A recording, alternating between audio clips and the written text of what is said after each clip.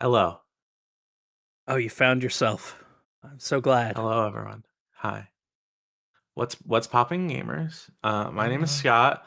I'm currently filling in for John. John is away. He is coming back. I know a lot of you are really, really scared.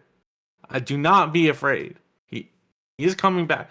So I've only been on here like a couple times. But I am on the site sometimes. What's the most recent? Lorelai, what's the most recent thing I did? Don't say it was Game of the Year. Game of the Year? Hey, it's all right. You know what the most recent thing I did was? What was it, Lorelai? Game of the Year. I've been sick for a month and a half. You do the podcast, though. You help with the podcast. I edit the podcast, but I haven't been on it. We had to change the schedule an hour earlier because I got a new job, which luckily they've been cool about me being sick for a month and a half. Hopefully, yeah. So, you know. Lorelai friend, that's right. Yes. That's right. Thank you so much, Aspiring Shoulder, for letting us know Lorelai is in fact a friend. This is in fact the Gamesline Podcast. You were on only last week. Yes, true. Okay, so that was when I was something to keep in mind. I was finally healthy enough to pod. It's nice. It's nice to not be dying. You know what I did last night? That was the greatest feeling in existence. I slept in a bed for the first time in a month and a half. Whoa. That's awesome. Because the fun of my heart condition is I can't lie down without it hurting more. So I literally have been living in a recliner for like a month and a half, and it sucks. Yeah, that's a bummer. But getting to actually sleep in a bed last night, best feeling ever. I've been sleeping pretty normal lately. It's been kind of cool. Like, I've been going to bed at like a normal time and like waking up after like normal amounts of sleep, and it's like, this is actually pretty neat. This is kind of cool. Nikolas, also here on the podcast, how are you sleeping? I'm also here. I'm sleeping fine. I'm not consistently, I'm Speak on that. People who I go to bed when I say, okay, I'm done doing anything for the day, instead of, okay, I should go to bed about now. Right. So I'm prone to like staying up for 4 hours modeling something, and it's like, oh shit, it's 3 a.m. All right, time to go to bed. Night. And sometimes, I'll sleep like normal. So, we don't have a schedule over here. Sure. I work a 9 to 5, so like I've been waking up at like 7 or 8. It's like, oh wow, this is awesome. I have like time before work to just like play a little bit of a game before I wind up playing games on the clock all day. Yeah. I got a little bit of time to myself. Ooh, that's so nice. But no, it's things are moving around here. Things are shaking. John is currently in the Pacific Northwest, and he is making big money moves. He's securing an incredible sponsorship and brand deal for us. Don't want to say with who. Don't want to say with who yet. It's fingers crossed. But let's just say you might be getting some very, very special types of water from us soon.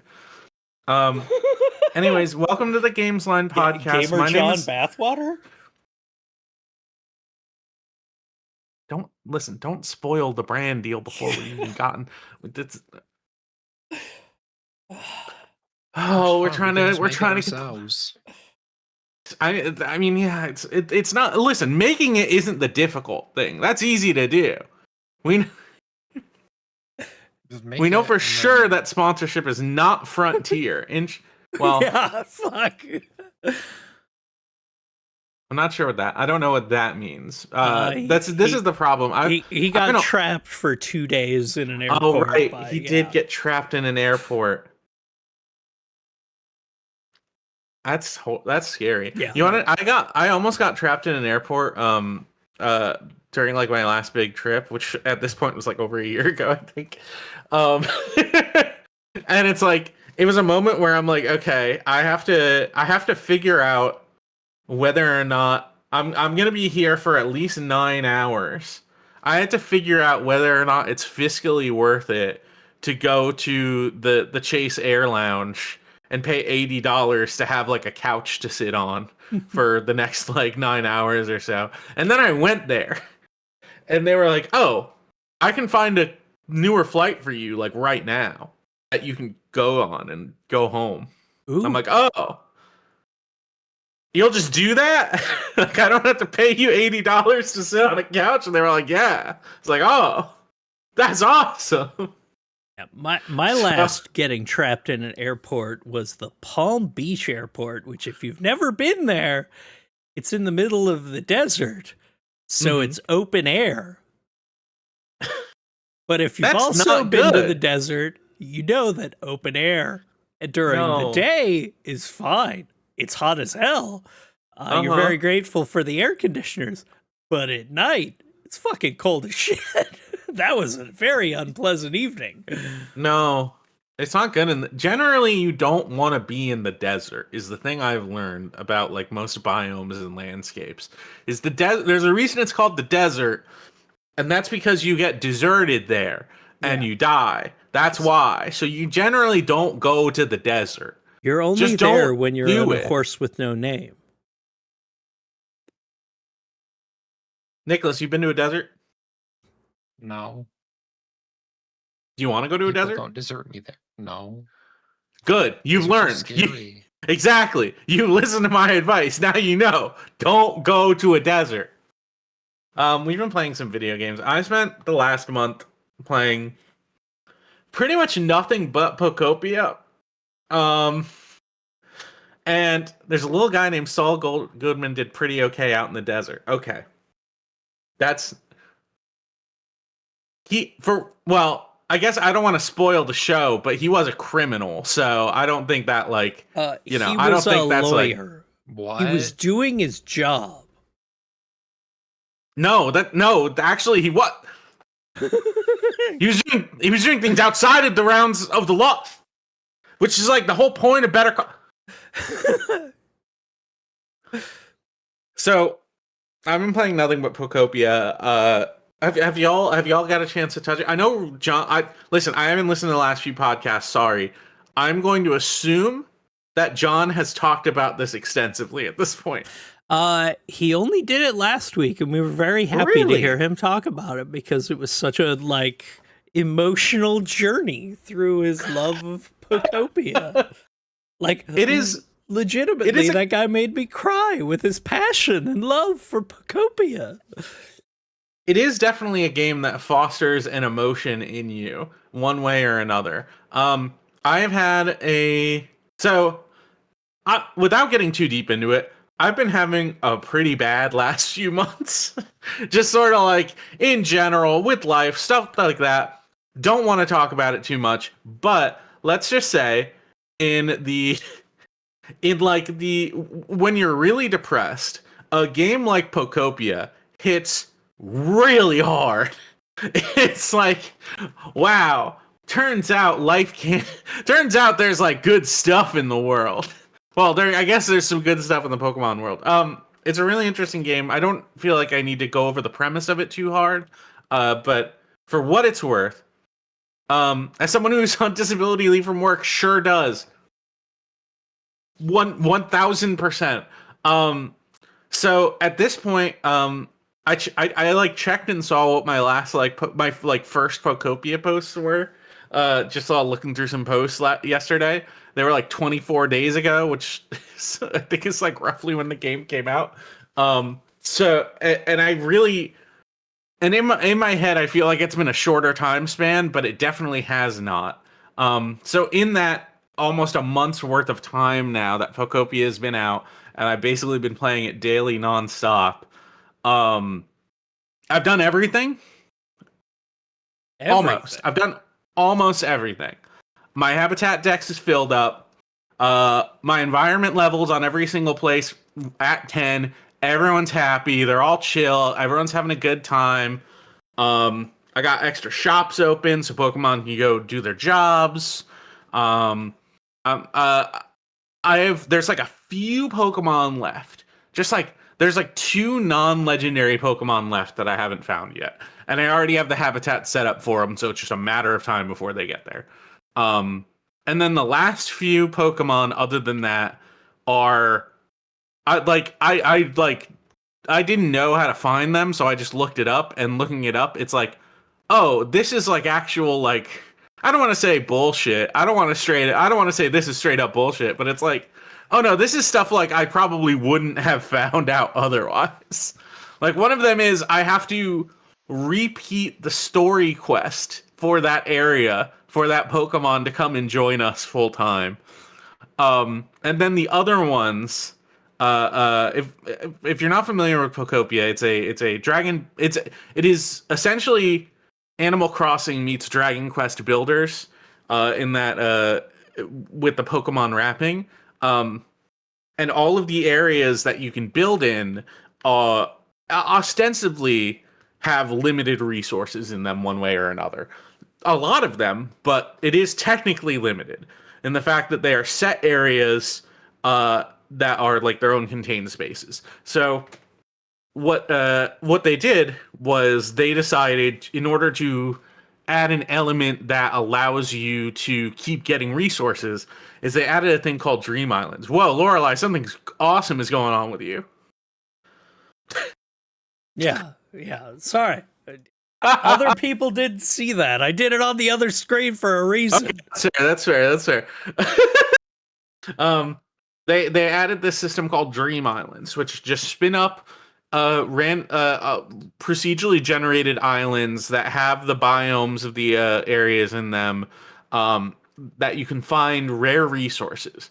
And what I found out is, in those areas, you can also find a small handful of legendary Pokemon. And that's only done through RNG. 100% fully random. You can only go to a Dream Island once per day. So if you're trying to hunt these guys down and you're not like skipping the clock forward on your Switch 2 to become the next day, you just have to go to a Dream Island, search around, hope it's there, and if it's not, oh well. Wait till tomorrow, I guess.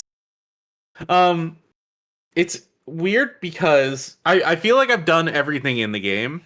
Like, everything you can do other than, like, at this point, it's my sense of creative freedom gone wild. I can build whatever I want, which I can do that. And frankly, I can do that in frankly better games at this point. It's just this one has Pokemon in it, so that's what's important. I mean, it does sound like, I talked about it last week, but Dragon Quest Builders was the first, like, Minecraft-like that I actually enjoyed. Found some enjoyment out of it, because there was, like, this push to move forward. Right. And, like, an actual focus to it, and this sounds like more of that. This sounds like... Yeah, no. What if you took that and Animal Crossing and gave you a point of things to do instead of just wandering aimlessly, deciding what to do yourself? Which is why I constantly fall off Animal Crossing. Like, Animal Crossing, I'll start up, I'll get my island all set up. I don't give a shit who moves in. I don't care about my favorite villagers, except for Dom. I always need Dom because, of course, Dom. But for the most part, like, I just don't care, like, about there's not an overall, I don't care about the internal housing shit. So, like, upgrading my house, I don't care. Like, that's the main crux of the thing. It's the only actual goal you have, really.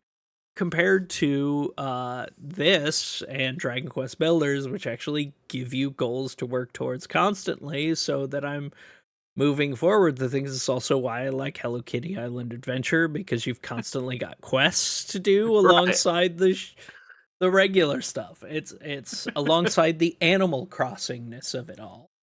Right. I wanted to say to that end, I do genuinely like the story. The story, it's weird because like there's this like connection between like what is lore, what is story, but I think in this game specifically, and I use lore almost in a not a derogatory sense, but like in a way that's like I think people kind of overuse it to mean like elements of a plot, which is not necessarily what lore is. And I think in this sense, it's basically explaining what happened to the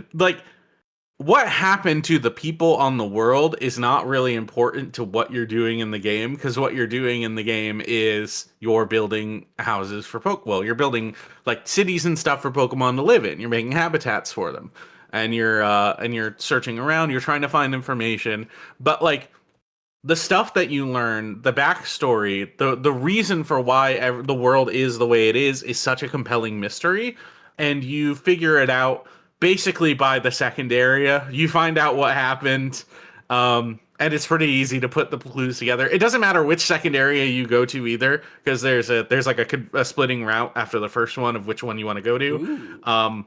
And then at that point, like whichever one you go to, you will find a note that explains pretty much in no uncertain terms, oh, this is what happened. And it's like the mystery is still compelling up to that point, though, because it's like all of the information that you're finding is still like is following like different plot threads. It's following like, here's what these characters were doing. Here's like there's an entire plot line that's centered around a nameless hacker who got tapped to help build the computer system that you actually use in the game to help you rebuild stuff. And then you find out like what his involvement with the situation, or their involved. I don't know. I say his because there's a lot of speculation right now that this was probably Bill. You know, this is a game that is playing with nostalgia in really fun ways. There's like a bunch of different like alternate like storylines that you follow through the notes that you're finding in the world while you're exploring. My favorite one is the Team Rocket storyline because it's Team Rocket post the events of Pokemon where they've been beaten and all of their stuff is basically fucked up, and they're just at this point they're basically just some 2-bit criminals who are like disorganized, and everyone just has a bad they have a bad reputation, so no one really like gives them any mind or anything.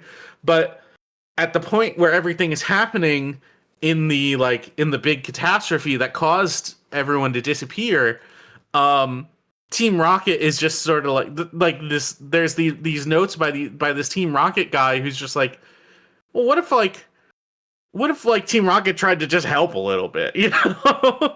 And that stuff is really compelling. And then there's like a note at the very end of it that has a line in it that genuinely like made me laugh in a way that's like, that's so cute. That's so awesome. I love that this happened. So it sounds like Koei Tecmo put all their interesting alternate history writers on that game instead of fucking Neo 3. I don't know if I'd say that. It's still a Pokemon game. It sounds like there's interesting, weird writing that's weird and fun that you could maybe sell people on a game with. I wouldn't say it's that weird. It's all very straightforward because it is still a game for kids. So it's like they designed it to make it so like kids can still understand what's happening. But are you saying that kids can't understand the idea that Nobunaga was just like, I think you guys should make out, so I'm gonna call you Hideyoshi?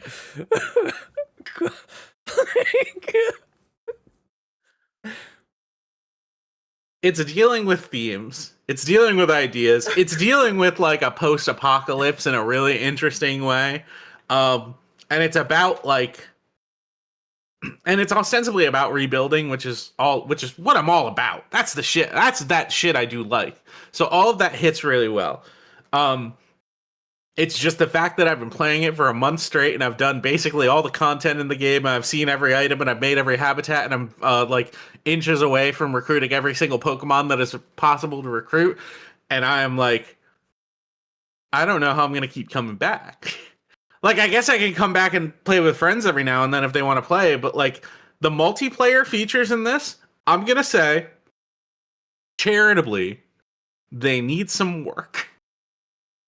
Because they only let you play with they only really let you play with your friends in one designated area and on not only like the Dream Islands, which are the randomly generated ones, but also Cloud Islands, which are a different thing from Dream Islands, which are also randomly generated, but they're not for the purpose of just mining materials. These are for the purposes of you building something up so you can get a code to share with people so that they can come and visit that. And also there's an in-game item that lets you just view people's Cloud Islands. You can go from Cloud Islands to Dream Islands. I didn't know that.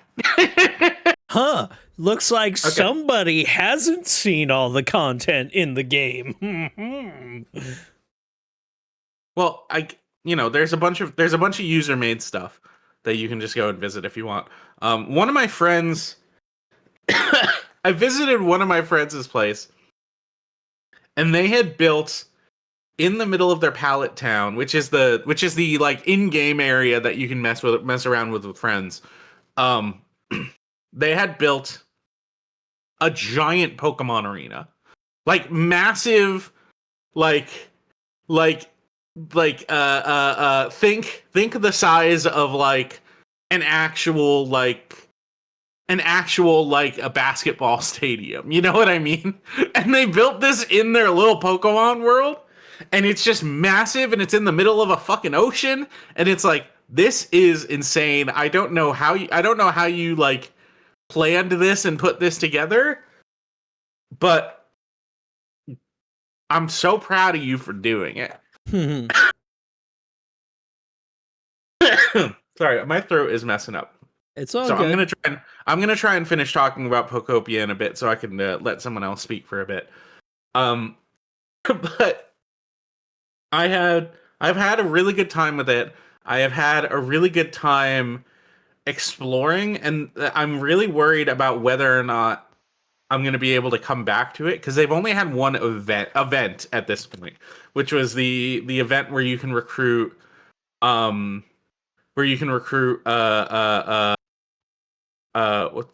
I forgetting? Jeff. You can recruit Jumpluff, that's close to Jeff. The whole Jumpluff family, Jumpluff, Skiploom, and Hoppip. And they have their own special items and their own special habitats associated with them as well. And it's like, okay, if there are more of those coming, I guess I'll check back in to see what happens. And I'll probably build some stuff, but I think at this point I might be done. I don't know if I'm going to come back. And this might be a little bit of fortuitous timing, because maybe just a little bit of a Pokemon Echo. Pokemon Champions is coming out in like 3 days. The big hack from a while back indicated 2 to 3 years of updates, including new areas. Now, that's what I would be interested in. I would really like to see what DLC of this game looks like. I would really like to see what new areas look like. Not just because I don't like the areas that already exist, but because the best time I have had in this game is going to a new area, finding all the new Pokemon there, and learning finding the notes and exploring and seeing all the unique things that are already there. That stuff has always hit super, super hard. Basically in each big area past the first one, there's one giant set piece thing, and they do a really good job of introducing one after another. And that's been really cool to discover. One of the secondary areas that you can go to is very cave focused. So you're going into a cave and exploring around and gathering materials and you're getting ores, your gold, your iron, your copper, crystals, lava.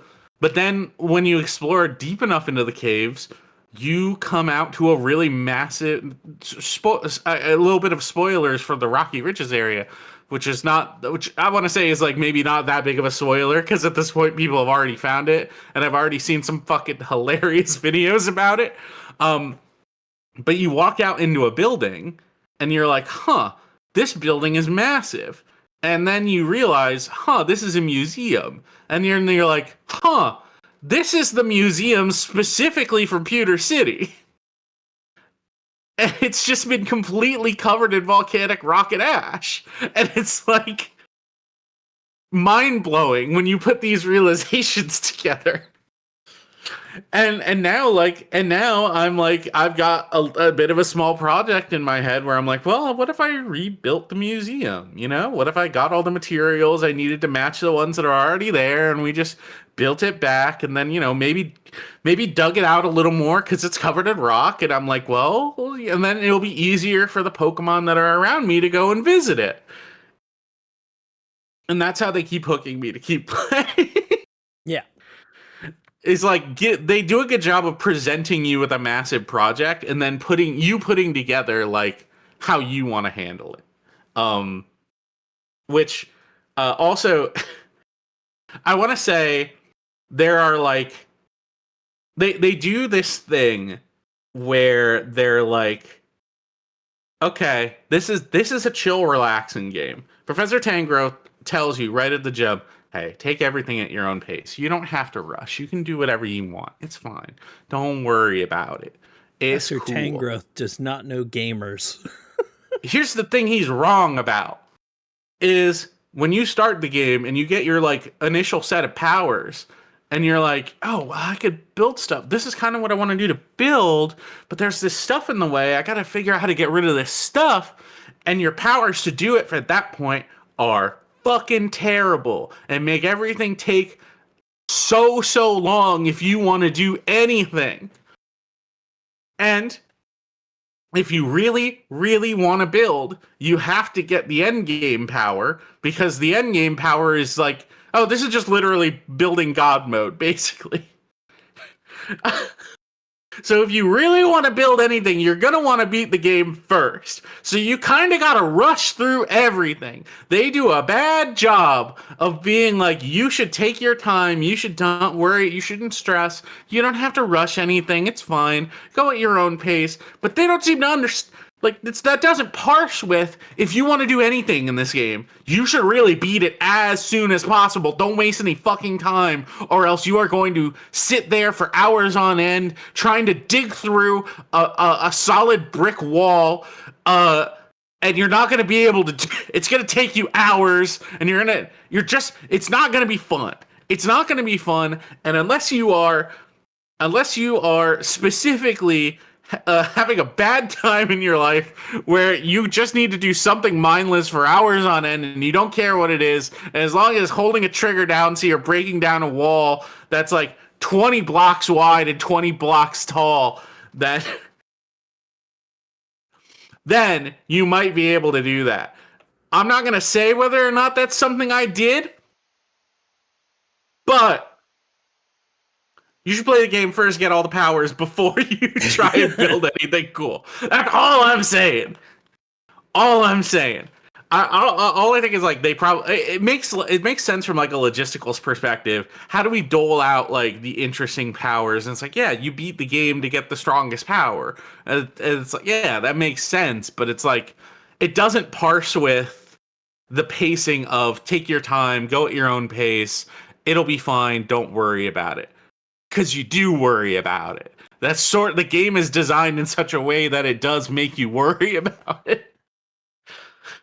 Anyways, that's my main gripe with Pokopia. Otherwise, great game, 10 out of 10. That's my review. Actually, it's gonna be an 8 out of 10 for me because the trees kind of look bad at a distance or something. and that's why everyone should be mad at me. The water reflections weren't perfect. Oh, the water reflections are terrible. There weren't enough fucking puddles. What the fuck? Puddles. Haven't they played Spider-Man? There were more puddles in Spider-Man, and there weren't enough puddles there. Oh God, fucking. I'm dying from a lack of puddles. All right, Nikolas, I do want to throw to you because I would love to hear what you have to say about Final Fantasy VIII, but unfortunately I have tons of Final Fantasy VIII opinions and I need to rest my voice. So, Lorelai, please tell me about Slay the Spire 2. I want to hear Slay the Spire 2. Hey, so have you played Slay the Spire? No. Well, it's that with multiplayer. I've watched Northern Lion. It's that, but it has multiplayer now too, and it's really, really fun. Like they've still got like a mastery of deck building. It's fun with early access too, because like 2 weeks ago I was playing one way, and that way is absolutely just like dog shit now, because they're still working on the balance and stuff like that. So like a build that 2 weeks ago would have been like, hey, this is an instant clear, is now like, oh, this sucks. This absolutely sucks. Like, but you know, and they put out like that's my least favorite thing about early access too, because they put out that balance patch which kind of broke some of the overpowered builds.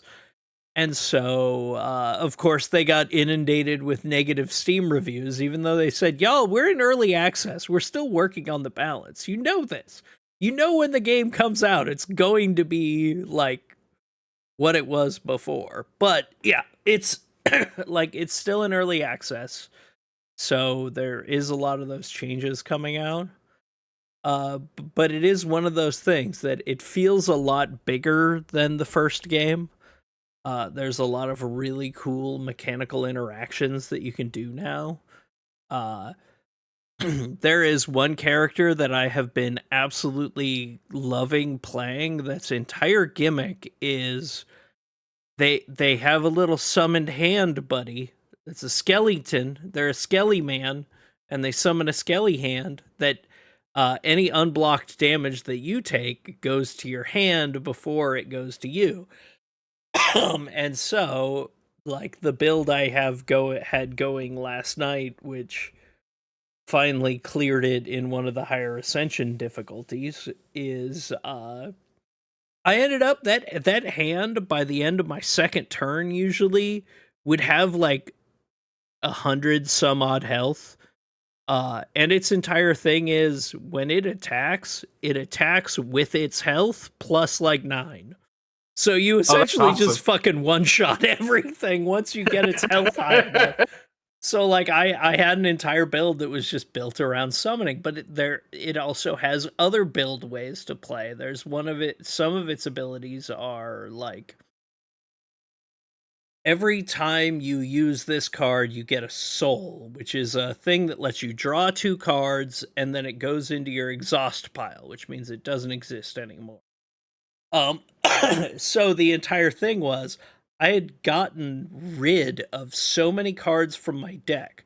So my deck entirely consisted of cards that summon souls, and the souls they would summon. Awesome. And every time you summon a soul, it did 6 damage, and your buddy gained 2 health. But because of the way the system is, it was so broken that I had got rid of so many cards. Every single card summons souls, which lets me draw more cards and go through my deck to always have those cards up. So as soon as you cast this does 2 damage, and this does this, every time you use a soul, you're just getting free draw, free draw, free draw, free draw, free draw, free draw. Awesome. As the thing just whittles down every single enemy. There are so many, like, I love building out a build. in games. Like it's why Nioh 3 is still like great instead of, you're not going to see me saying game of the generation Nioh 3. You just aren't. But this is the kind of thing where I have build variety for all of the different characters that is so much fun. Like one of the characters summons a sword. Every time you use an ability, you give it like 10 to 15 more damage every time it hits.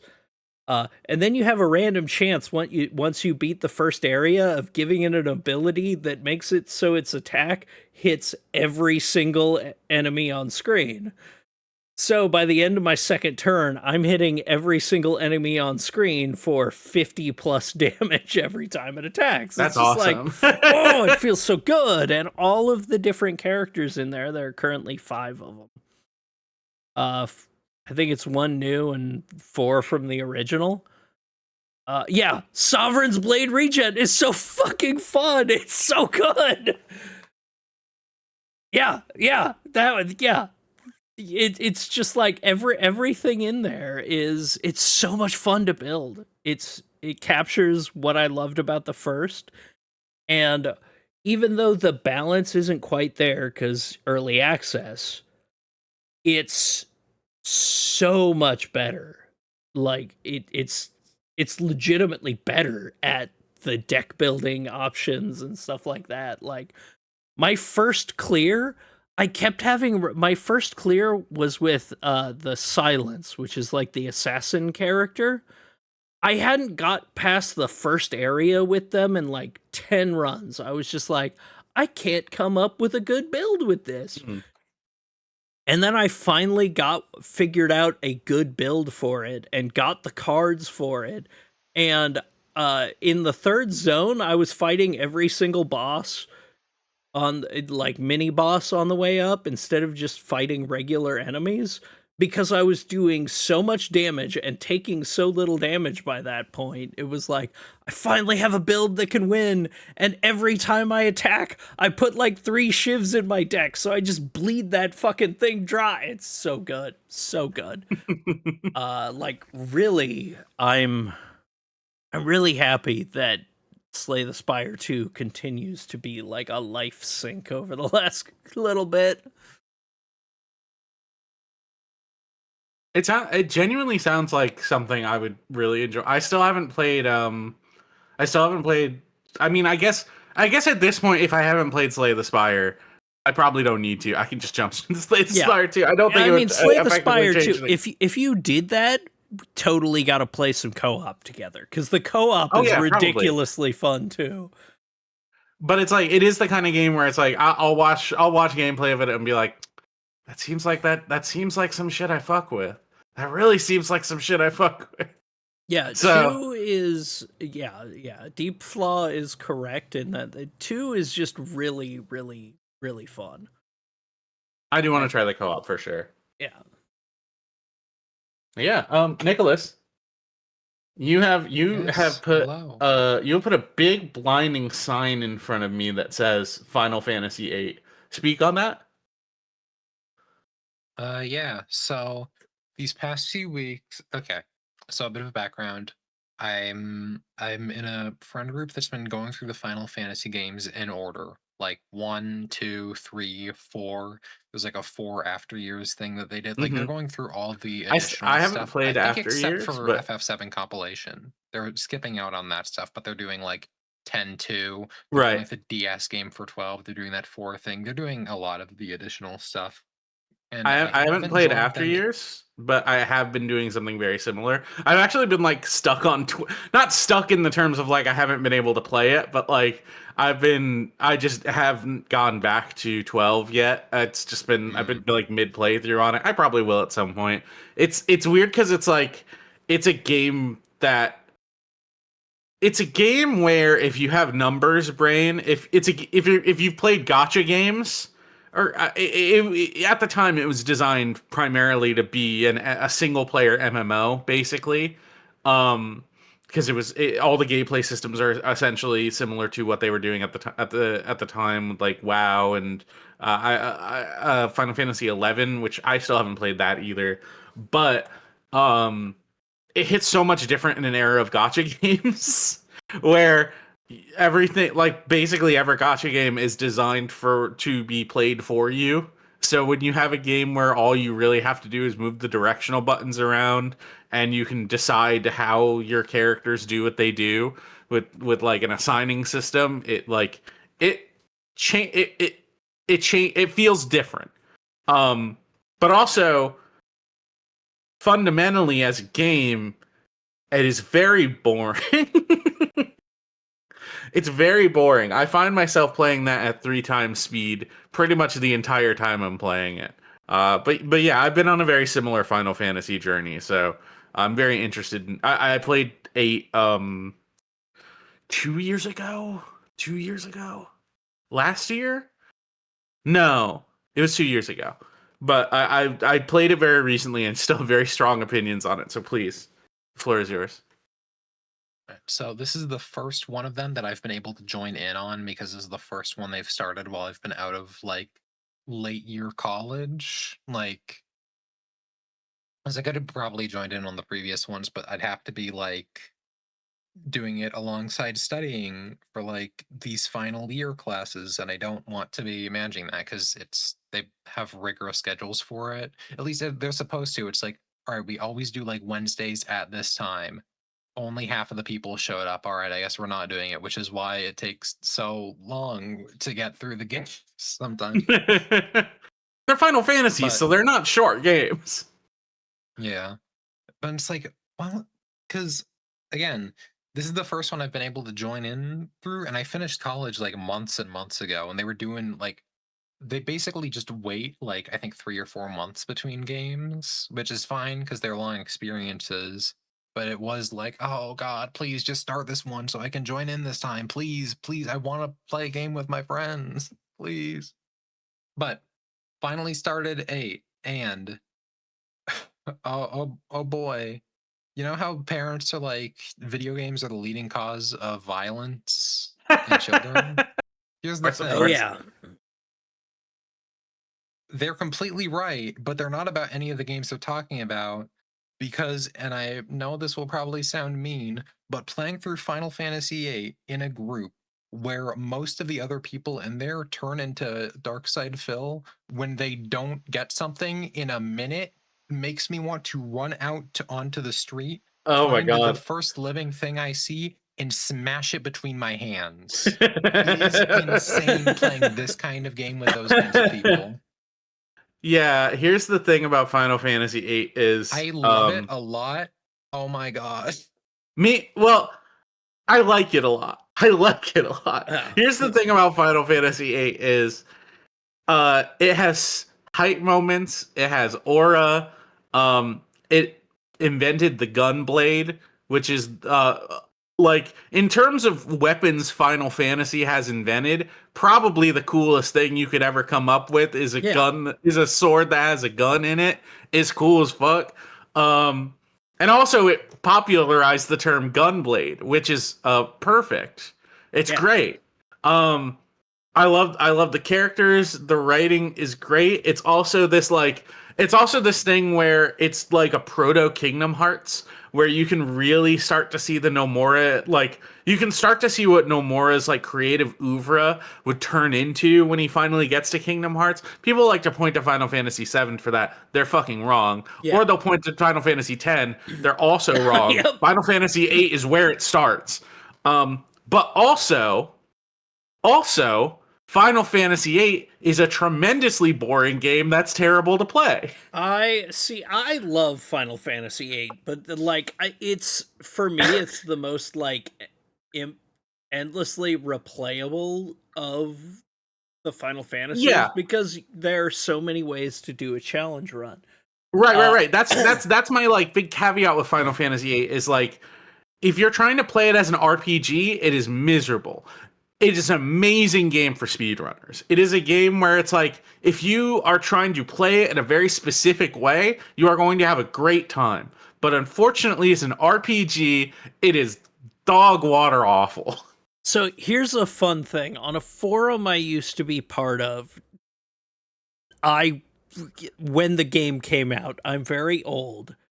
I had actually programmed a thing for a challenge run that we did every year where the entire gimmick was every single like thing you could slot magic into was locked and randomized. So kind of like the Final Fantasy the 4-job fiesta for Final Fantasy V that they do.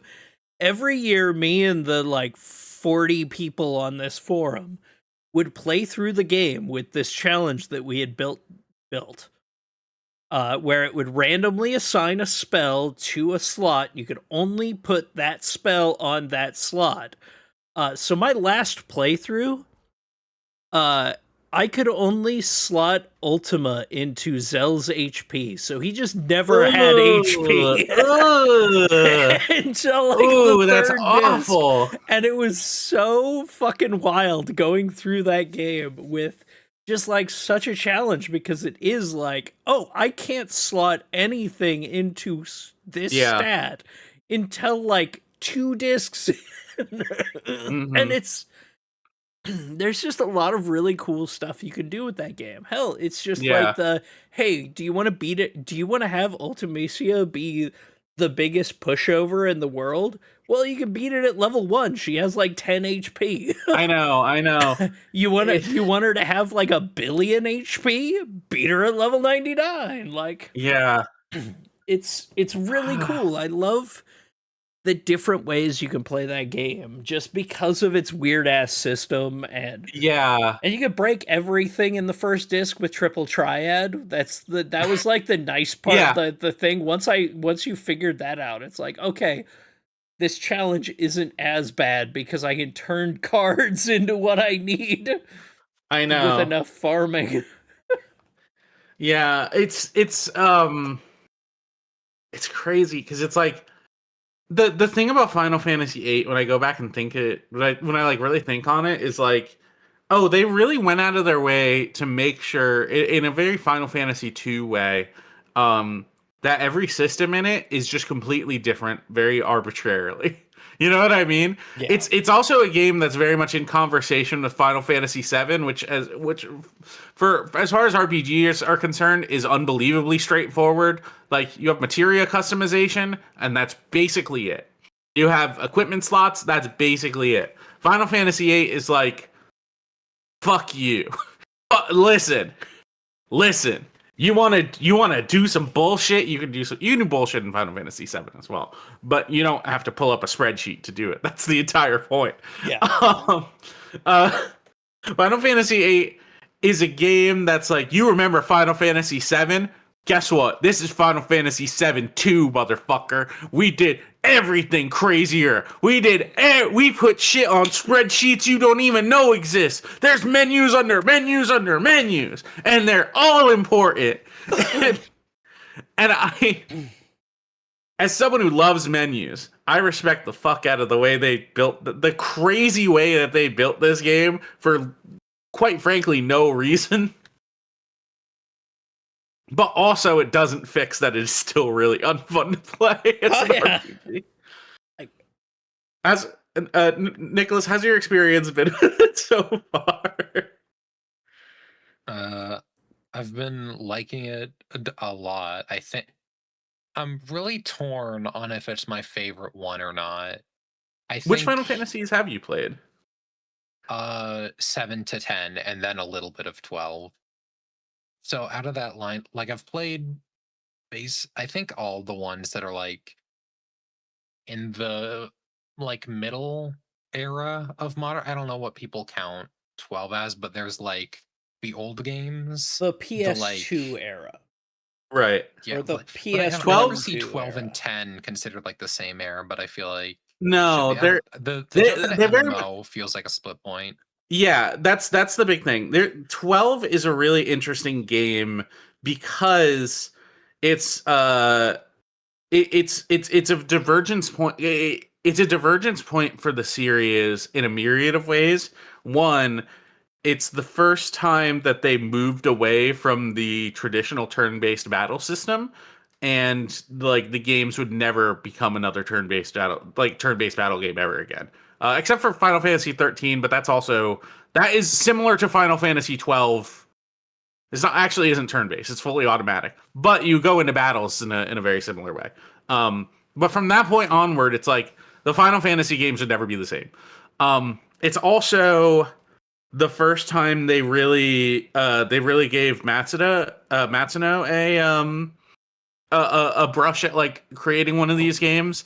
And when you play that after you've played Final Fantasy Tactics, Tactics Ogre, checked out the Ogre Battle games, it's like, oh, all of his hallmarks are in this, and it's very, very charming for that. And also, every single one of the NPCs is basically identical to the ones in Final Fantasy X. Because not only is it the same like technology, but also Final Fantasy X is set in a high humidity, like tropical area where most people are very lightly dressed. And Final Fantasy 12 is set in a high humidity desert area where a bunch of people are very lightly dressed. So wouldn't you know it, all they did was really just change the colors on some of the outfits, and most of the characters are basically the same models. It's crazy that so much of it has Matsuno's aesthetic, Matsuno's creative identity when it comes to the writing, the character work, everything, and it still looks so much like Final Fantasy X.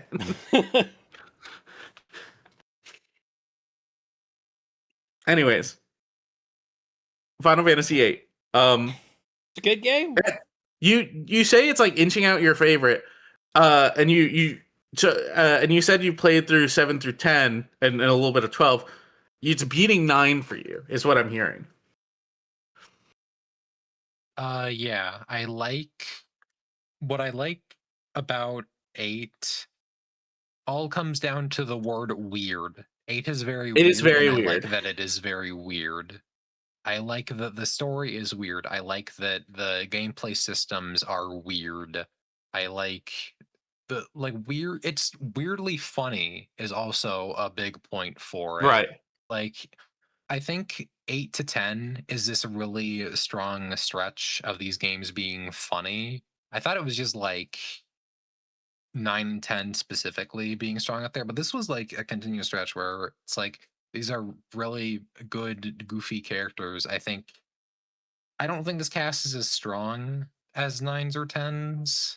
I do like the main characters of this one, and I also really I like everyone in this game, but 9 and 10 are like beating each other to death in the fight for best RPG cast, period. Like, they have to sandbag themselves by the fact that they both have a character that was added probably a week before the games came out, whereas this game doesn't have one of those. But yeah, here's the thing about the characters in Final Fantasy X is, yeah, Wakka starts the game racist, but he learns how to not be racist. Okay, a lot of people forget about that part of it. Awesome. Yeah, like everyone loves bringing up Wakka's just a big. It's like, no, there's character. That's the point of his character. That's his growth. How dare you give characters character development and have them learn from mistakes and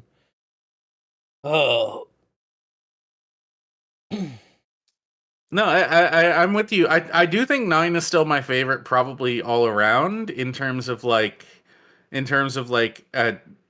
yes, it's a lot more traditional in terms of what it very much was we need to return. No, we need to go back to the Final Fantasy 6. We have to almost.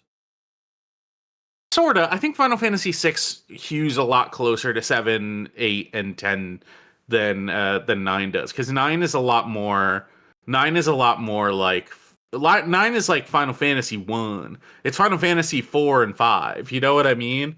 It's like here are a bunch of very traditionally medieval characters, but we're also going to introduce the weird stuff that it introduces is stuff that's like is like here is a race of characters that are all weird frog creatures that are all obsessed with how things taste, stuff like that. And also the one who joins your party is like canonically non-binary. It's really interesting. The weird stuff is like it's very traditional, fantastical. Yes, it's very like medieval, fantastical, and it's like 7 is a gritty game. 8 is a gritty game. 9 is a game where like war and genocide is happening. Yeah. But also, if war and genocide is happening while you have like very cute characters running around at like trying to fix everything. Like you look at the design of Steiner and he's comical compared to the things he has to go through. I fucking love Steiner so much. Steiner's great. Steiner's awesome. Is one of my favorite Final Fantasy characters. I think Steiner is probably my favorite Final Fantasy character, like just flat out. Right. Him or Tidus. I'm not sure. I do like Tidus a lot. It's interesting in those ways, and I do like how it evolves and where it goes. Like the latter like third, maybe like a quarter of the game going explicitly sci-fi, and then introducing a whole bunch of introducing a whole bunch of existentialist concepts, was really awesome. That's what I love about Final Fantasy IX is the fact that it's willing to go there in ways that it feels like the other Final Fantasy games are holding back on. Also the Final Fantasy games being like weird love stories where it feels like they really try and it's there obviously, but and it is a big part of the story because in Final Fantasy VII a big running plot line is Cloud gonna get together with Tifa or Aerith? But Final Fantasy IX's character motivations are so very Zidane is driven by the fact that he is in love with Garnet, and when she breaks it off with him halfway through the game, he is completely despondent. And it's like, wow, that is like they're not toying around it. They're not messing with it. It's like they're fucking getting involved in it. They're really trying to make sure that you give a fuck about these characters and their relationships. And 8 Squall loves Renoa, and that's you have the giant scene where you have the giant scene with them in space where they finally their emotions all culminate. And then the end of the game is about the end of the game. Are they going to find each other in the big temporal vortex? And they do. And it's like, oh, that's great. That's cool. Yeah, that's fine. You can make the story about that, but it's it doesn't feel like you're actually trying to talk about these characters' emotions or build their relationship in interesting ways. Divorcee energy. Yeah. Anyways, I don't know. I felt like the love story in Final Fantasy IX was so much more potent than the other ones. Yeah. And it's the other ones aren't even that bad. Final Fantasy X and X-2 are about Yuna and Tidus. Final Fantasy VIII's love story works better in Final Fantasy XIV when it's teen lesbians. Sure. And Squall is just a goth. I know. My God. It's I just love Final Fantasy IX so much. It's going back to that one too. It's just it all hits so good. It all feels right. Vivi's great. It's one of the best characters in video games of all time. And the ways it builds off of its own themes and gets even crazier and makes you presents even more interesting questions. Yeah. Final Fantasy. It's awesome. Everyone should play them. Play all of them in a row sequentially. I think we should move on. Yeah. unless of course you have any more Final Fantasy VIII thoughts you want to add. No, I'm good. Okay. I do actually want to hear what you have to say about Bubsy 3D too. Yeah, so I went on a haul to grab a bunch of stuff from Miriant because Miriant ceased to be at the end of the month tragically. We can say Miriam now. It's gone now. No. Sure. It's on. There's no point keeping it under wraps. My beloved Miriam. And I went to get a bunch of games that like I actually had set up a list for. Like I want to make sure to grab these because like I don't know where to like buy this. And I saw one of them like while I was scrolling through the list. I saw but Bubsy 3D was on this console. Hey, I've got a funny idea. So I just added it to the list and decided to play it because, why not, right? Like, why not just play Bubsy 3 once? I gotta say, it is horrible. It is horrible. Yes. Dog shit game no one should play. True. I was expecting it to be way worse. I was expecting it to be a lot worse than it was. But, like, when I press forward, I go forward. But, like, I didn't think it'd do that. I go forward in a fucked up way that is stupid and doesn't make any sense. I thought it wouldn't even do that. It's so weird, like, playing a game that has been the most popular, this is the worst game ever on the internet for a period longer than a decade. Right. And it's just, like, normal extremely bad, There's, like, this mythological legend kind of bad you build up in your head, and then there's normal, really, really extremely bad. And it's like, man, it just being the second one is really weird.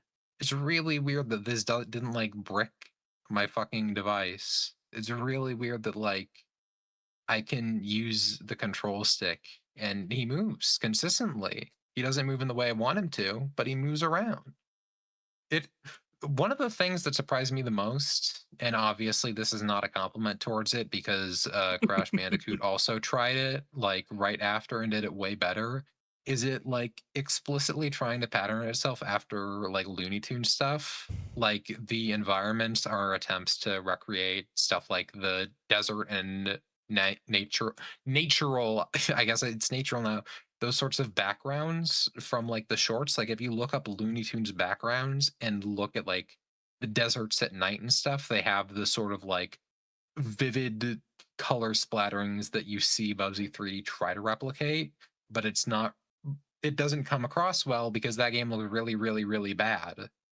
Even though you can like see, and they're trying to make the music sync up with the actions too. Like when you use the glide jump in the game, it plays like this little like twinkling music over the song while he's falling, like how characters fall down cliffs in those cartoons, and it goes be-liddy-liddy-liddy to like sync up and make it feel more alive. It's really, really weird to like see a game that completely failed at trying to pick up an aesthetic and artistic intent, like still try that.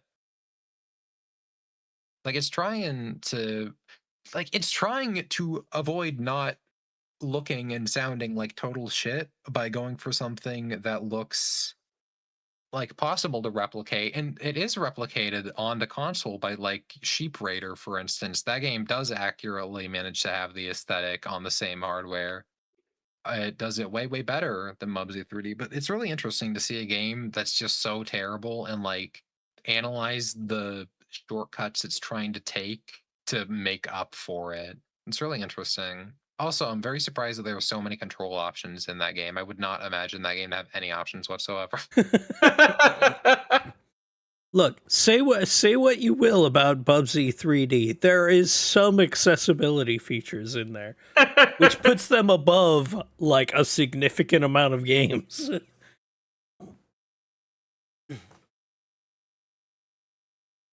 Yeah. Is that all you have to? Anything else you want to add about Bubsy 3D before we go on to a break? No, I just had the short thing to say about it is weird to see a game. It's weird to see this game built up as the beast of the genre actually just be a really, really bad thing of the genre, and not like, this killed gaming. This is the worst thing ever. That's the thing, is like a lot of like retrospective when it comes to like these are the worst things. Like these are really awful are usually comparatively through the lens of Yeah, they were pretty bad at the time.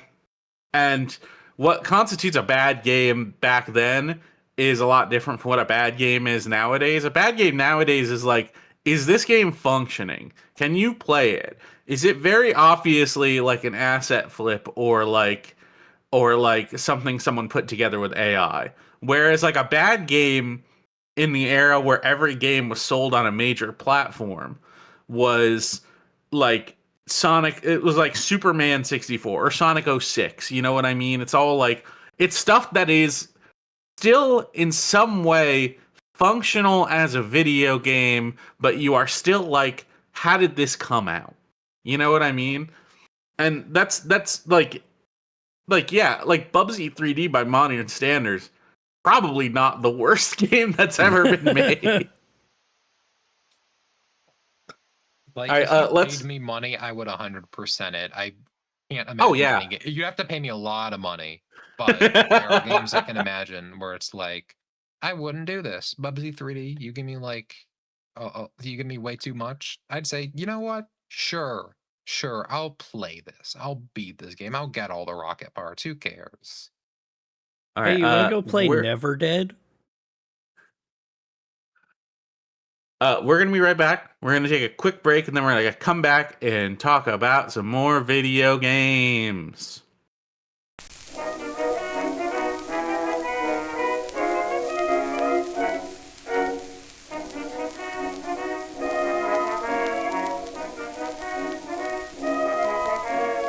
Way down in Cuba where skies are clear, where it is summertime all of the year, they have the loveliest dance I know. Come along, honey, babe, and I'll show you. Get away closer, hun, squeeze me tight. Rag-a-dag to the left, into the right. Shake it up, side by side. Cuddle right up to me as we glide. Ain't it entrancing when you're a-dancing that Cubanola glide? Glide, glide, keep on a-gliding, slide, keep on a-sliding. Honey, look into your baby's eyes. Throw your arms around me, ain't you glad you found me? Tease, squeeze, loving and wooing, oh, babe, what are you doing? Ride to glory by your baby's side when you do the Cubanola glide.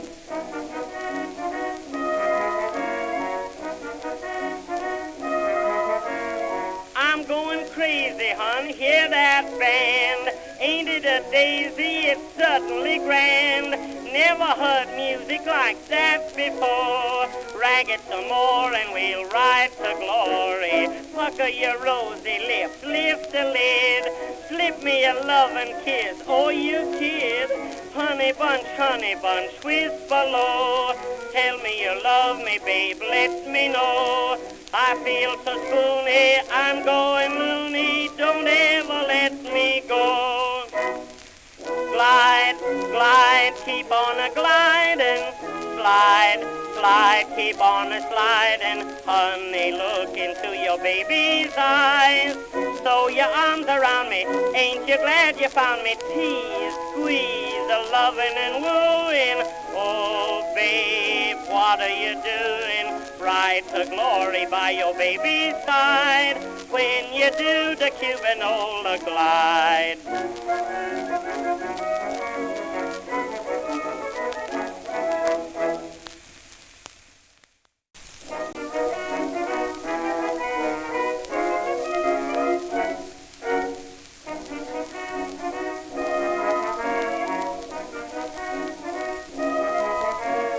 Way down in Cuba where skies are clear, where it is summertime all of the year, they have the loveliest dance I know. Come along, honey, babe, and I'll show you. Get away closer, hun, squeeze me tight. Rag-a-dag to the left, into the right. Shake it up, side by side. Cuddle right up to me as we glide. Ain't it entrancing when you're a-dancing that Cubanola glide? Glide, glide, keep on a gliding, slide, slide, keep on a sliding. Honey, look into your baby's eyes. Throw your arms around me, ain't you glad you found me? Tease, squeeze, loving and wooing, oh babe, what are you doing? Ride to glory by your baby's side when you do the QWOPin glide.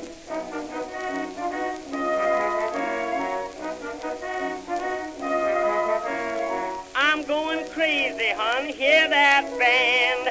Ain't it a daisy, it's certainly grand. Never heard music like that before. Rag it some more and we'll ride to glory. Pucker your rosy lips, lift the lid. Slip me a loving kiss, oh you kid. Honey bunch, whisper low. Tell me you love me, babe, let me know. I feel so spoony, I'm going loony, don't ever let me go. Glide, glide, keep on a gliding, slide, slide, keep on a sliding. Honey, look into your baby's eyes. Throw your arms around me, ain't you glad you found me? Tease, squeeze, a loving and wooing. Oh, babe, what are you doing? Ride to glory by your baby's side when you do the QWOPin glide.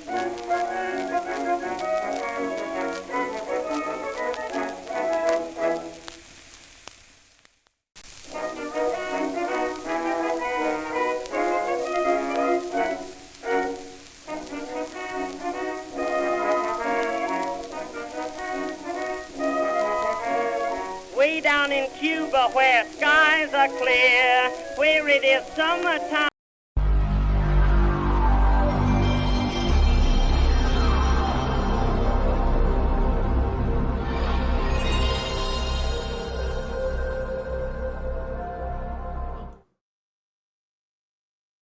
We're back with more games, talking about them.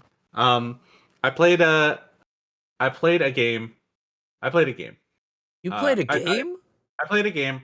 Like I said, I spent most of this month playing Pokopia. But I played a game a little bit before that. It's called Half Sword. Are either of you familiar with this at all? How much of a sword is in it? Quite a few. There's actually quite a few, but the sword, I'm going to be real with you. If you're playing Half Sword, you probably don't want to use the sword. The sword, so like, early game sword's really great. Early game sword is really good. So Half Sword is a physics-based medieval dueling game. There's no multiplayer yet. It is a game that feels like it's 100% right for it. But the best way I think I can describe it is, what if you were playing QWOP with swords? Ostensibly. Sword QWOP. Sword QWOP.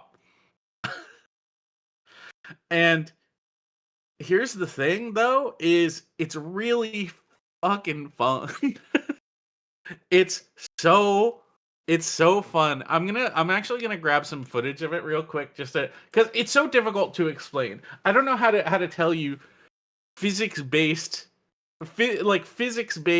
sword dueling is not like I don't know what image it conjures in your head. But let me just see if I can find Half Sword gameplay. No commentary, please. And I'll just pull this up. How long? I like how polite you are, trying not to find commentary. I just don't want commentary. And let me turn on the screen share for you so you can see what I'm seeing. It's gonna be this window. No, that's not it. It's gonna be this window. Okay. I'm sharing my entire screen. You won. Hold G to... Oh, I've played this before. Yeah. Okay, so you have played Half Sword. Yeah. So yeah, this game's fucking ridiculous. This game is awesome. Ostensibly, for people who are listening and not watching the video, which if you wanted to watch the video, go to twitch.tv/GameslineTV. Every Sunday we stream, or you can just watch it on YouTube. But what Half Sword Ostensibly, they put a weapon in your hands, and then the rest of it is up to you. And it is the way they give you different options for how you hold your weapon. You have to make sure to continue holding it, because if you're not holding it, you will drop it, and it's very easy to drop your weapon. And you are just swinging your mouse around trying to slash at anything. Yes, because this isn't a game where you press a button to hit someone. This is a game where you swing a sword and it goes in a direction. It's a lot like swinging a sword in real life. You swing a sword and you need to make sure it's swinging exactly where you want it to. And it's so unbelievably fun because it's like, it's not just full chaos. There is an art to it. You can get really good at the game. You can learn what techniques work. A sword is a good weapon. A sword will get you through a lot of fights. It will kill people very easily. We just saw someone fall on the ground because they're crouching too much and they tried to walk in a direction that they didn't have enough weight to balance on that leg well enough, so they just fell over. And falling over is bad. You don't want to fall over. That's a really bad thing to happen. Most of the time, if you fall over, that's not good. But it's not just learning how to swing a sword. It's like you learn what the pommel of the sword is for. It's for pummeling people. You have to be able to hit people with the very back end of your sword. You can use fists too. If you don't have a weapon, you just put up your fists and you swing them. You just go left and right. You can do it JoJo style, Dark Platinum. Just wail on them, and sometimes that's the right strategy. But here's the thing about this game is the longer you play it, the more upgrades you find. And by upgrades, I mean different weapons, different pieces of armor, like shields. The sort of metagame to it is you find pieces of armor. You can target and pick up a piece of armor that someone is wearing that you just beat and just put it on yourself. But other than that, you're like going in the shop and buying more, and the more armor that you get, the more parts of your body are protected. And the more parts of your body are protected,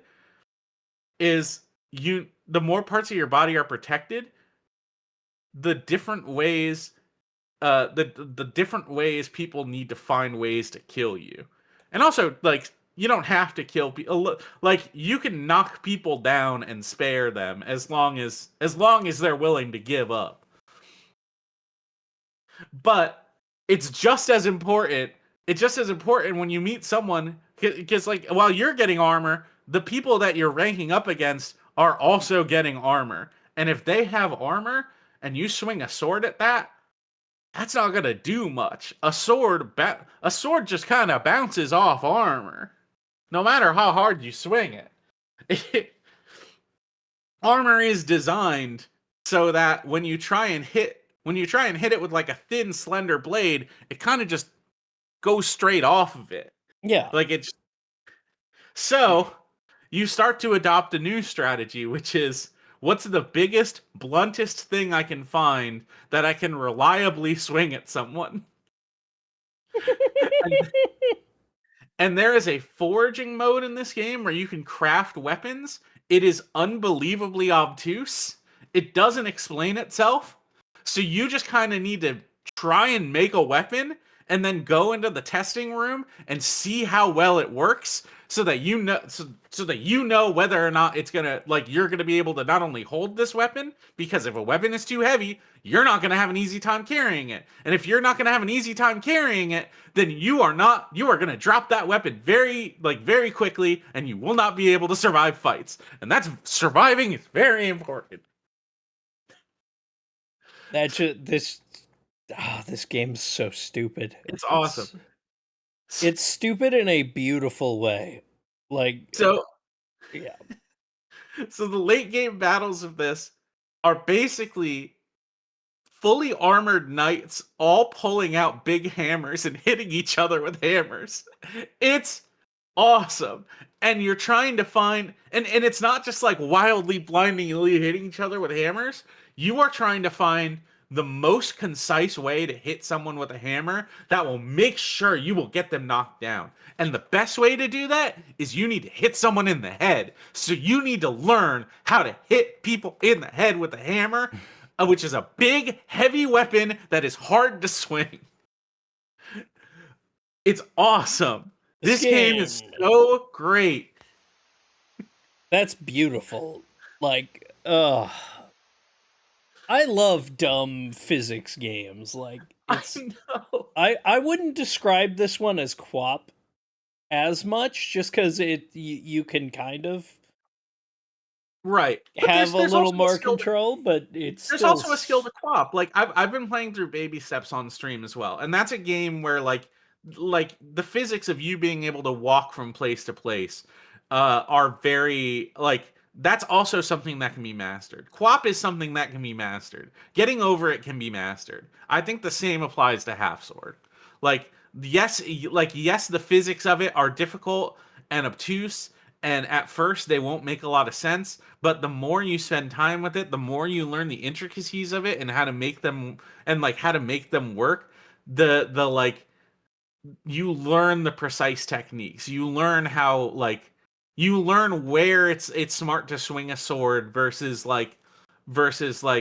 where it's probably smarter to walk backwards and let them come to you. You learn how to not, in Baby Steps, you learn how to not put too much pressure on the thumbsticks to lift your leg up, because if you lift your leg up too high, it bends your knee. And if you bend your knee, that creates too much space between you and the wall. And sometimes you just want to lift your leg up without putting too much space there.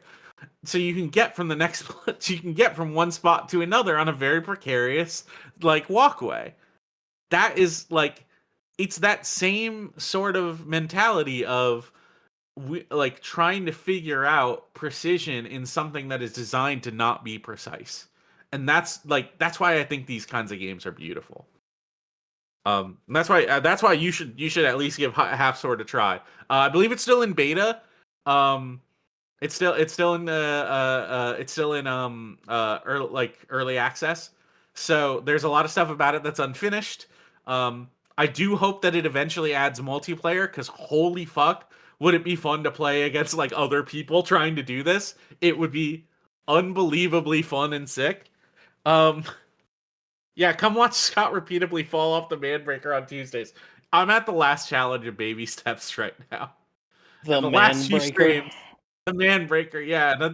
I've just been doing that over and over again. And here's the thing about that is, when you get to that part, they're like, oh, here's the hardest challenge in the game. You can skip it by walking up the stairs if you want, but you'd be a pussy.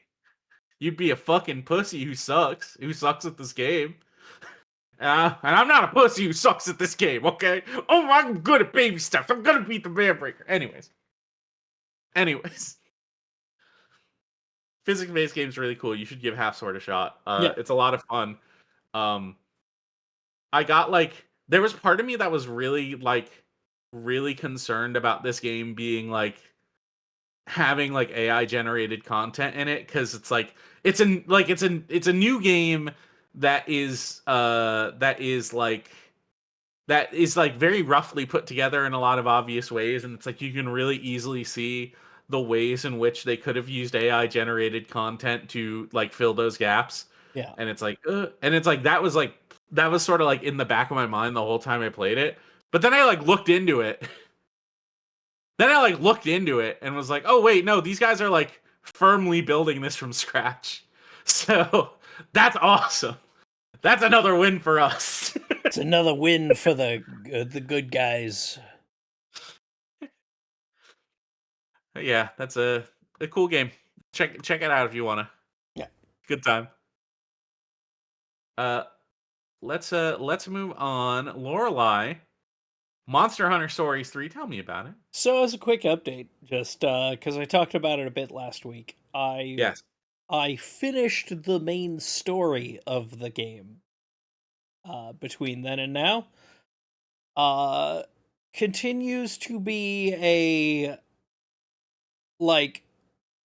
it's a good story. It's not a great one. It's not bad. It's just kind of, it's a good, hey, it's taking you from here to here to here.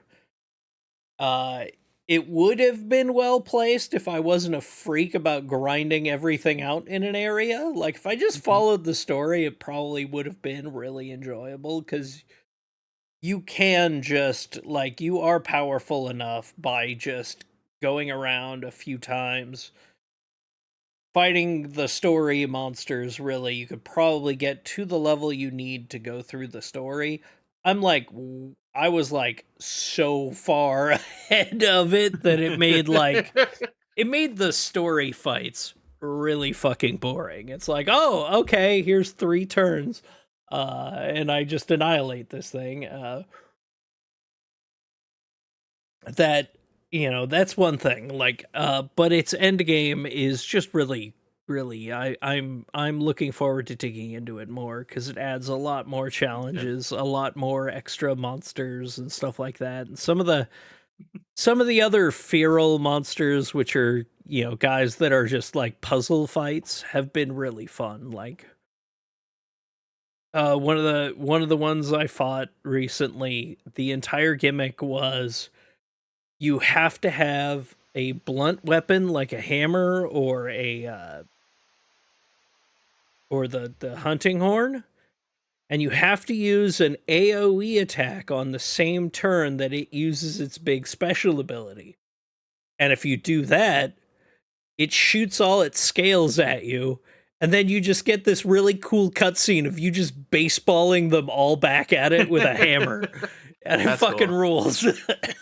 Like, all the little puzzle fights have like a really cool gimmick like that, where it's like, yeah, you solved the puzzle.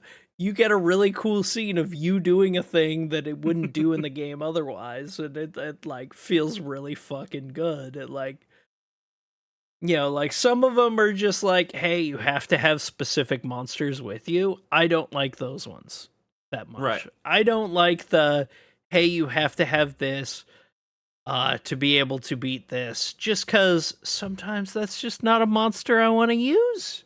Right. I just don't want to use it. I'm sorry. I don't want to have to take out my Pookie.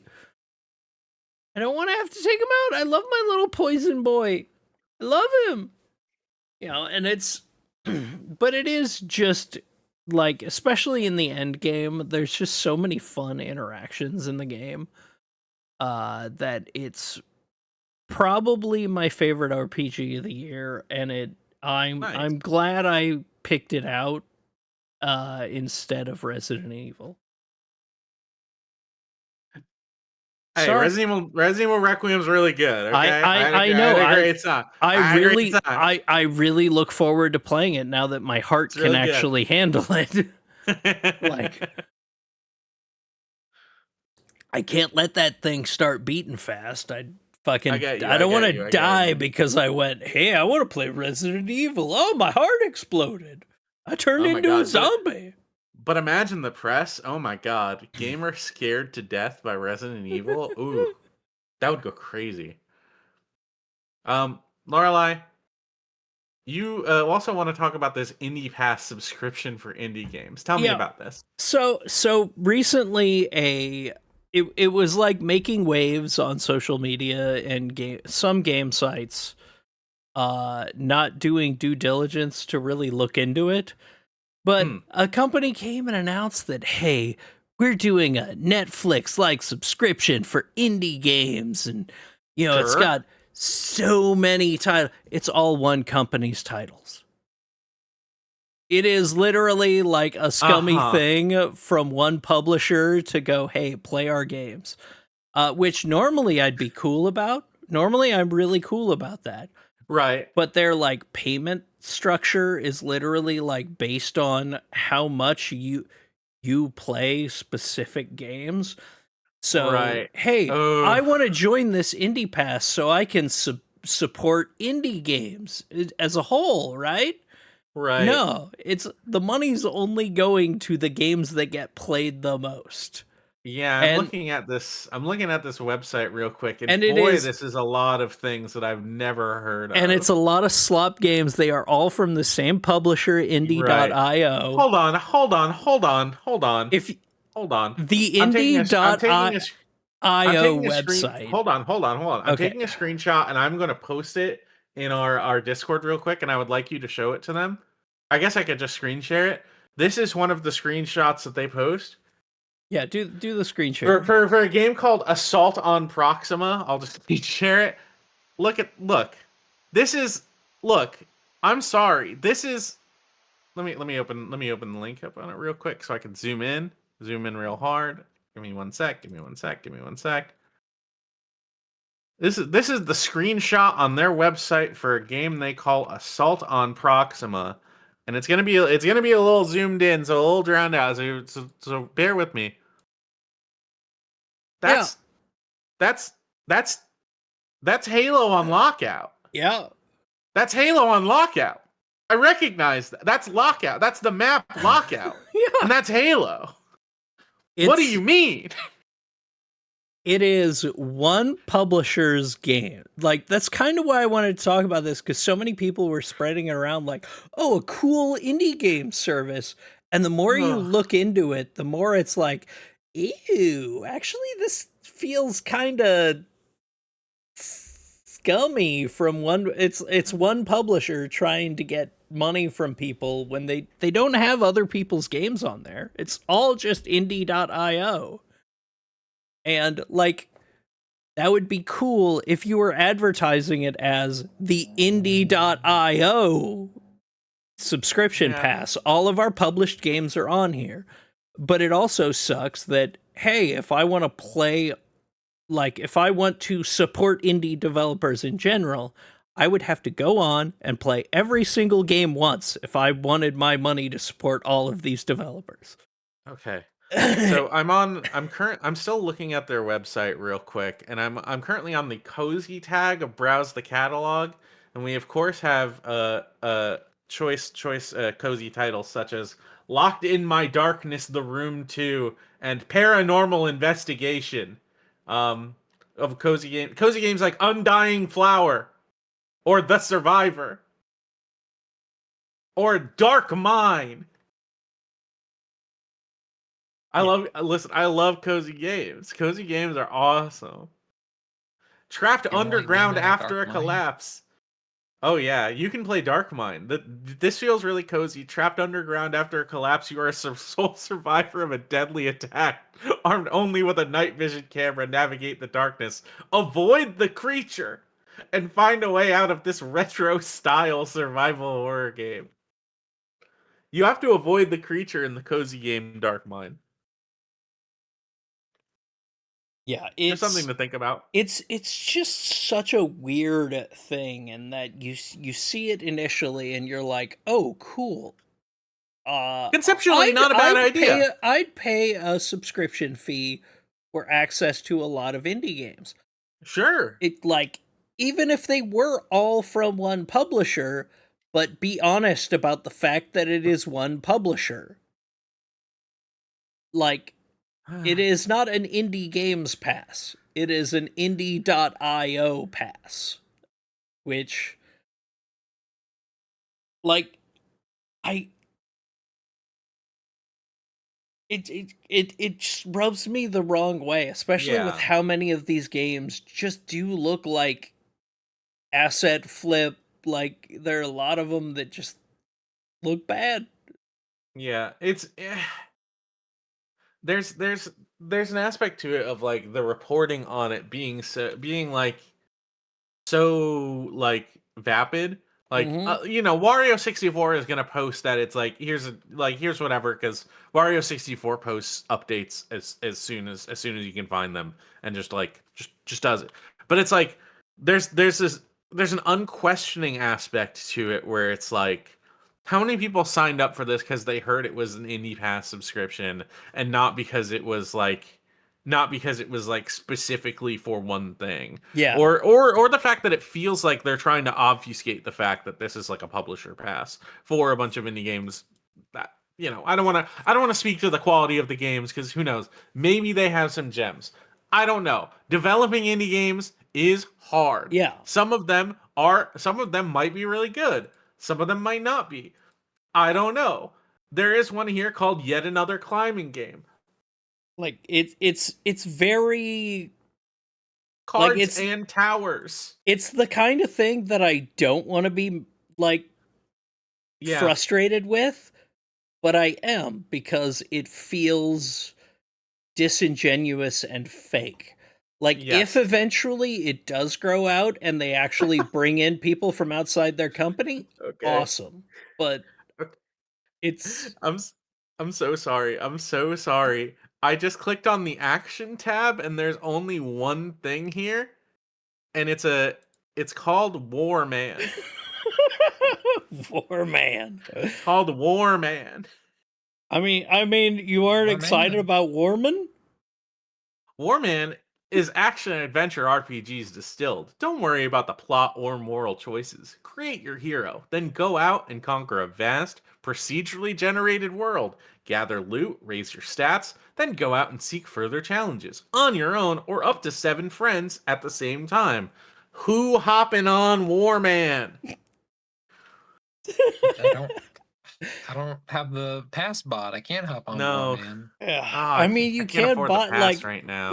These are all games that are, I looked a bunch of them up on Steam, and it is just I wish it was more transparent about what it was instead of obfuscating what it is. Yeah.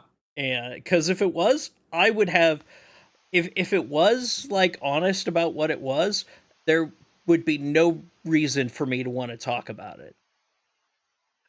Because all I've seen is even yes, Games Press has an issue right now where they just uncritically repeat things. And somebody posted a thing, let's post about it. Because we have to meet our post quotas.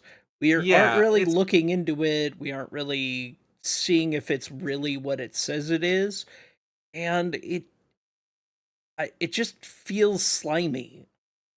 Right. And that sucks because this is the kind of thing that I would want to see exist. An Indiepass could be a good thing. Apple Arcade could have been a good thing. There were things fundamentally not a terrible idea. Yeah. There are things that are worth paying for on a lot of these, and just seeing people talk about looking into the way things are monetized and whatnot, it feels, it just feels like this is to help the publisher, not the developers. Right. Yeah. It's a strange thing. Hey, look, go. Hey, check it out for yourself. Go to Indiepass. Calling it Indiepass is the thing that really kills me. Yeah, it's it really does just feel like they're trying to monopolize on what feels like something people really want and are just or not really want, but could possibly want, and are trying to scoop it for this specific publisher, which if there was a need to make these make this sort of thing, that's probably how it would get made anyways.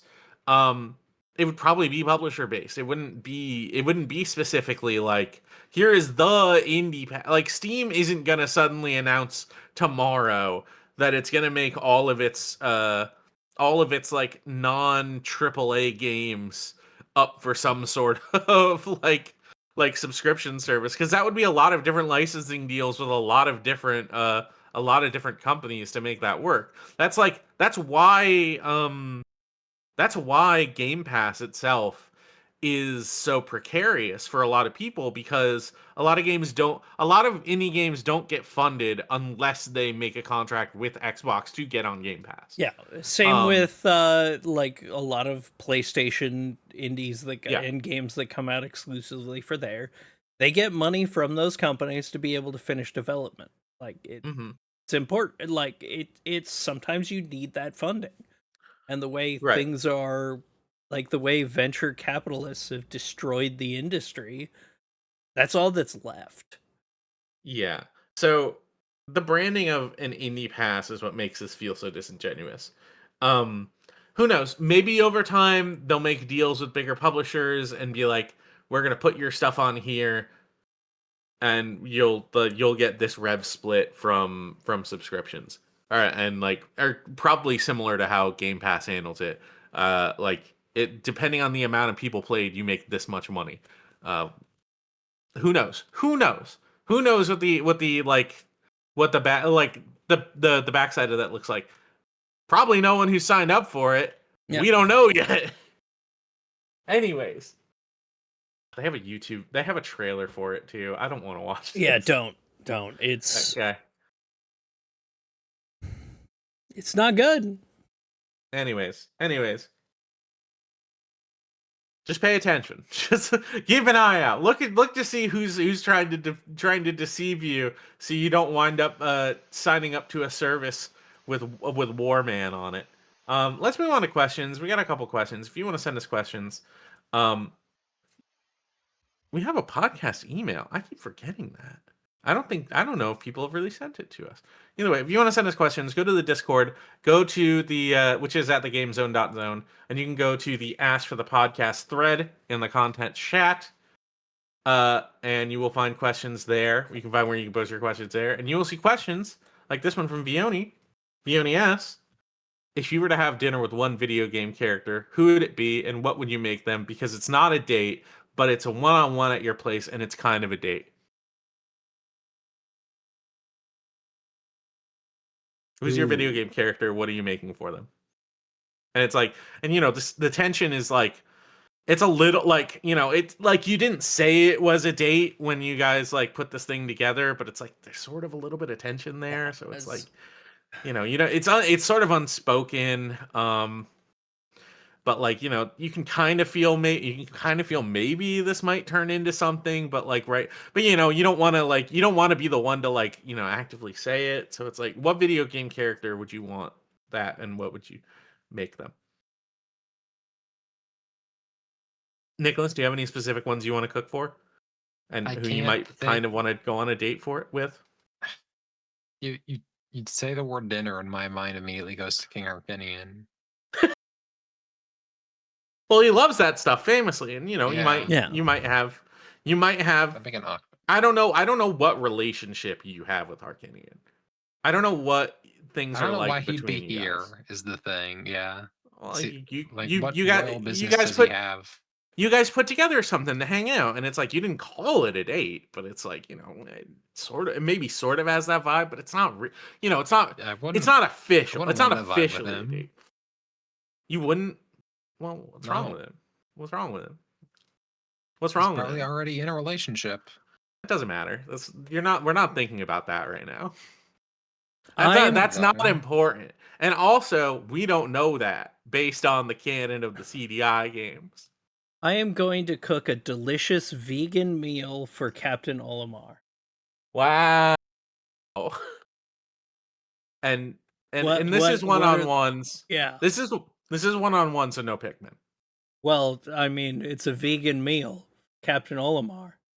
Mm-hmm. Pikmin are plants. So you're gonna... I'm gonna kill his friends and feed them to him.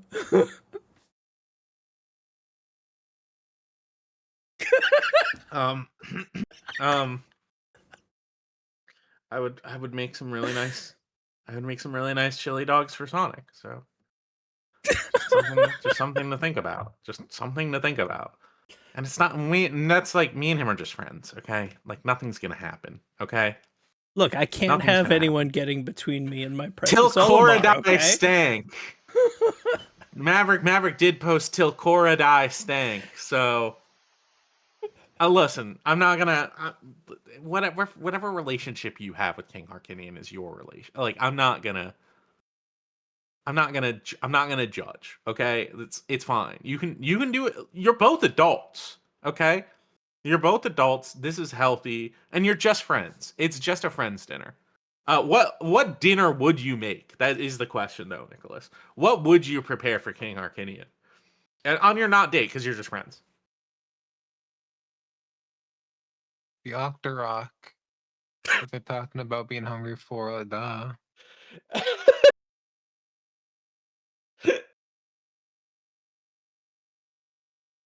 What else am I gonna make? I don't know, like food. What's food? They talk about eating the Octorok. Well, Link does, and we don't know what Link is about. I mean, Link is about cooking anything. Yeah, he will literally cook anything. That man will turn anything into fucking curry. Yeah, so I guess I will too. You know, squid is probably popular in some parts of the world. I don't know if that's the thing. It tastes good. Like calamari is good. Top of my head. An Octorok calamari could be pretty good. I could fuck with that. I'd serve Rosalina curry rice because I assume I assume ever since Mario showed up, she's been socially pressured into only eating Italian food. Wow. Mario, you suck. Mario eats mushrooms, like for the most part. Like, yeah. I mean, I eat mushrooms. And flowers. I guess we don't know if he eats the flowers. I guess we don't really know. But yeah, a nice little battering with some calamari. Maybe throw some extra spices in there on the Octorok. Could be good. Could be good. I think that's nice. Next question comes from Maverick. Maverick asks, here is the list of Olympic sports. Which one would you want to center for a game, either as a full-on sports sim a la FIFA 2K, or using the sport as a means for a greater narrative / idea? I pull out the list right here. And we have a lot to choose from. Here's the thing. A fencing game is really obvious. You know what I mean? And I feel like I don't know how many like actual straight up fencing games exist. Like we have sword fighting games, we have dueling games, we have fighting games. Nidhogg is straight up fencing. Yeah, but it's also a side scrolling like it's got dive kicks in it. You know, classic Prince of Persia. You don't do dive kicks in fencing. Figures. There's one I hear just called Skeleton. I'm making the Skeleton game. What is Skeleton? Skeleton is bobsled, but you're riding solo head first on a small sled. It is one of the oldest winter sports in existence. Unlike luge, where athletes lay on a sledge on their back, skeleton racers tackle the trick face down. That's crazy. So you want the hardcore skeleton game where you have to avoid hitting your head on rocks as you go. Yeah, it's like Mr. Bones. When you take damage by hitting a rock, like the bone flies off further down the mountain and you have to get it back. So here's what I'm going to do. Normally I'd just say hockey because I play hockey. But there's already hockey games. I am going to say this. You're going to get the team that made the Outlaw Golf games. And they're going to make a curling game. Where if that fucker touches the rock with his finger after it's crossed the line, you just get to beat the shit out of him. Mm-hmm. Interesting. That's interesting. Here's the thing. I've been thinking, as soon as I saw figure skating on this list, I keep thinking about how there's not a figure skating game out there. It's like, what the fuck? Like, what the fuck? This is such a layup. This is so easy. You just a figure skating league. You got everyone out there. You can even do like fantastical stuff with it, where it's like you're doing like figure skating, like combat and stuff. But you don't even really need to do that. All you got to do is make a hardcore figure skating sim where you need to like put the right amount of pressure on the thumbstick so you move forward enough without like sliding into a wall. Or crashing out and burning out and hurting yourself. And then you press the buttons to do tricks. And then you basically like a skateboarding game. Yeah. You could basically make a skateboarding game that's figure skating. And it would be sick as fuck. And then you can do like extra, you don't even have to do it in an arena. You can do freeform figure skating. How does this not exist?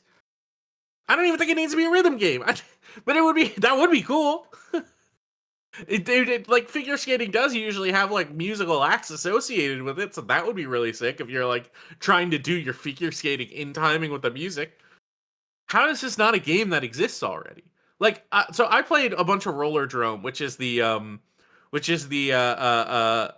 third-person shooter that's on roller skates, and it's got like slow down mechanics and stuff, and it's like you're learning how to do the momentum while still doing like roller skating tricks and stuff, and that's cool. That's a really fun, crazy ass, great game.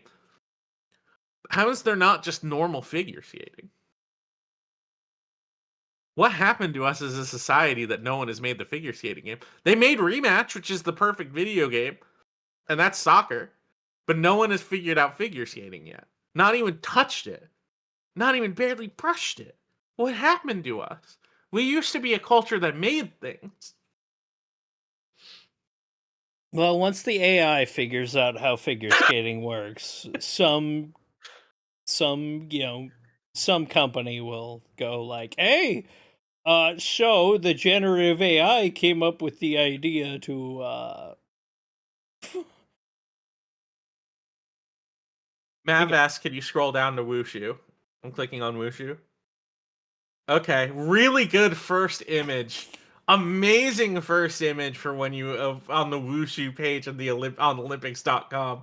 Just a guy just flat out getting thrown on his face. I'm not sure what Wushu is. It's a Chinese martial art. Okay, awesome. Perfect. Literally all we need for a game right there. Unfortunately, breakdancing isn't part of the Olympics anymore, so I can't answer that. No more breaking. They got to remove it from the list. New badminton. I would love to do badminton. I think that would be awesome. It'd be like Mario Strikers, but like a little chiller. You know what I mean? Yeah. Ooh, chill, cozy badminton sports game. Ooh, that's an idea. Okay. It's been a couple hours. I think we have a podcast. Yep. I think that's good. Hold on, equestrian. Yeah, equestrian. We could do some dressage. I think we should do some dressage. Make the blue box for badminton, basketball, and gymnastics. We haven't had a good box in a while. We just had the orange box, and that's about it. We need another Sports Friends. Remember Sports Friends? With a bunch of sports games and Johann Sebastian Joust. Oh my god, you're right. I do remember Sports Friends. Blue Box is a manga. Whatever. I'm ending the podcast. Thanks so much for coming to the podcast. Hey, if you like what we do, we're on Gamesline.net. That's our website. You can find everything we post there, including episodes of our podcast, reviews.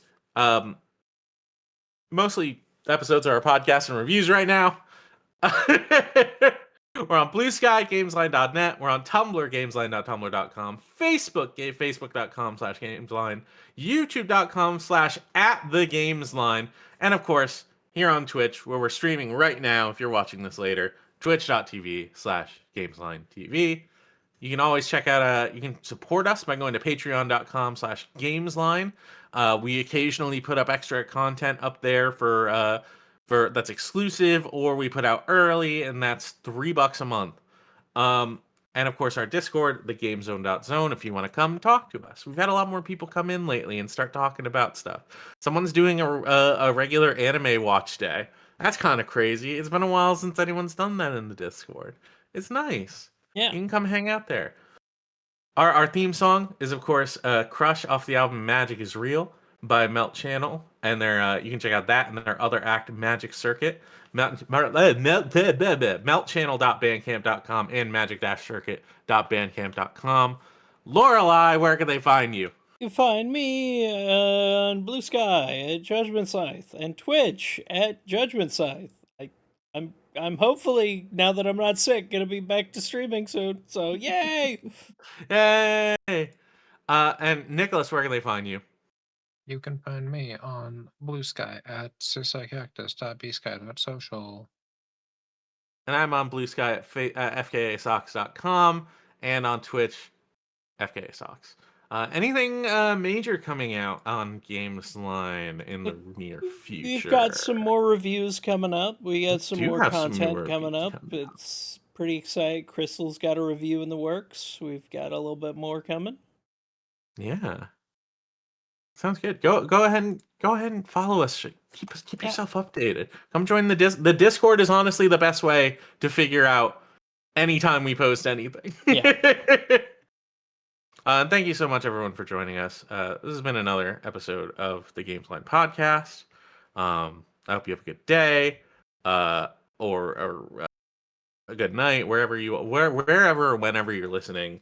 I hope it's nice. I hope you're comfortable. I hope you're content.